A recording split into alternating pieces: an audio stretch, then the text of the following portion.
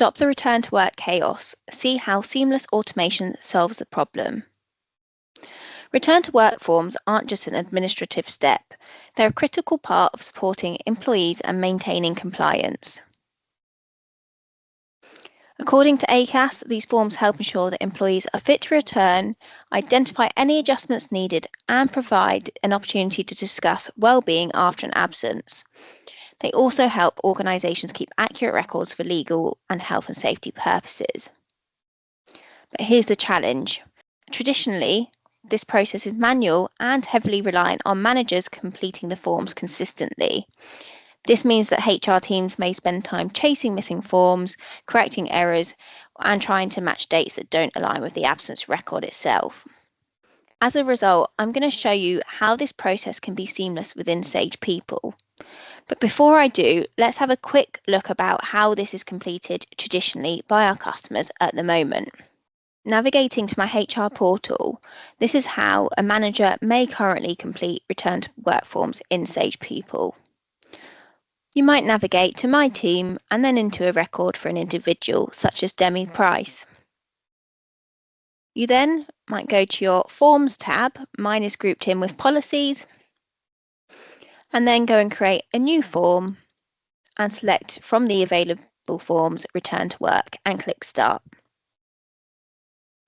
Then be presented with your Return to Work form, including fields such as the first and the last date of the absence. This is inefficient and could lead to the manager entering the wrong dates or missing completing the return to work forms altogether.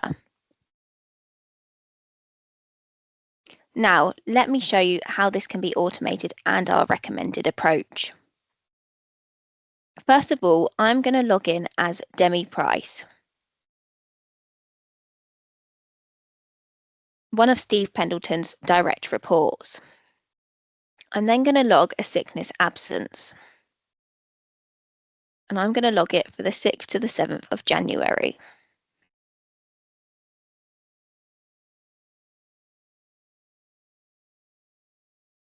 I'm now going to submit that to my manager for approval.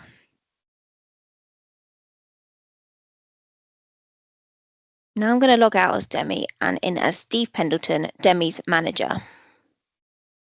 I'm now logged in as Demi's manager, Steve Pendleton, and I'm going to navigate to my Actions menu. I'm looking for the absence that Demi booked from the 6th to the 7th of January 2026. And here I can see it in my Actions menu. I'm just going to go in and approve that time off.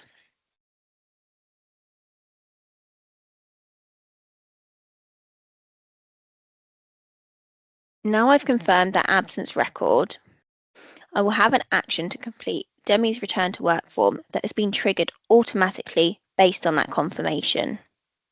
Now I've scrolled down to the Policies and Forms section of my Actions menu. I can see I have a return to work form action to complete for Demi. Ignore the others, these are an old return to work form in my trial log. It's the return to work form manager that I know I've recently created.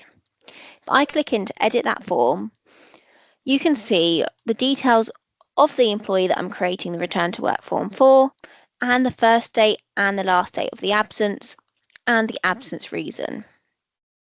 If I click next, I can then fill in the details of my return to work form.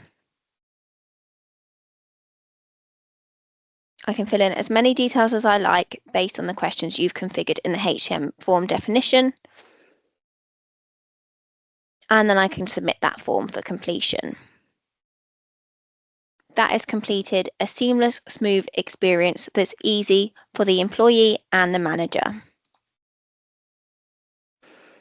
Now, just to show you how this will appear in the HR portal. If I now navigate to the current employment record for Demi Price,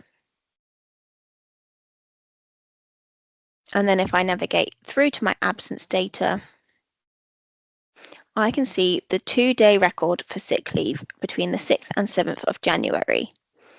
If I click into that specific absence, I can view the details of the actual absence record itself. And then if I click into the Related tab, I can see the form that has been completed against that record. and view those details accordingly, including the information that is already automatically pulled through from the absence itself. This can then be reported on, making it easy for the HR team to identify any follow-up actions that are required from the return to work form. That is how this works at a super high level. You can refer to the guide for further details on how to configure this.